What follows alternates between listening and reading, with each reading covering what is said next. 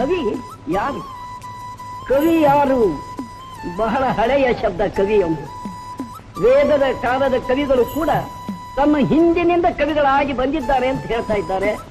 ಇಂದಿನ ಕವಿಗಳಿಗೂ ನಾನಿನ ಕವಿಗಳಿದ್ದಾರೆ.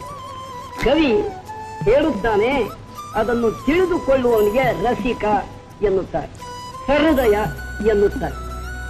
ಆದರೆ ಪಂಪನ ಕಾಲಕ್ಕೆ ಇದ್ದ ಕವಿತೆ, ಕುಮಾರ ವ್ಯಾಸನ ಕಾಲಕ್ಕೆ ಇದ್ದ ಕವಿತೆ, ಇಂದಿನ ನಮ್ಮ ಕಾಲಕ್ಕೆ ಇದ್ದ ಕವಿತೆ ಎಲ್ಲದರಲ್ಲಿಯೂ ಒಂದು ರಸ ಪ್ರವಾಹ ಇರುತ್ತದೆ. ಭಗೀರಥನ ಕಾಲಕ್ಕೆ ಇದ್ದ ಗಂಗೆ ನಮ್ಮ ಕಾಲಕ್ಕೂ ಇದ್ದಾರೆ. ಆದರೆ ಆ ಕಾಲಕ್ಕೆ ಇದ್ದ ನೀರು ಈ ಕಾಲಕ್ಕೆ ಇಲ್ಲ. ಅದು ಇದ್ದದ್ದು ನೀರೇ. ಅದರ ತಂಪು ಅಂದಿನಂತಹ ತಂಪೆ ಇರುತ್ತದೆ.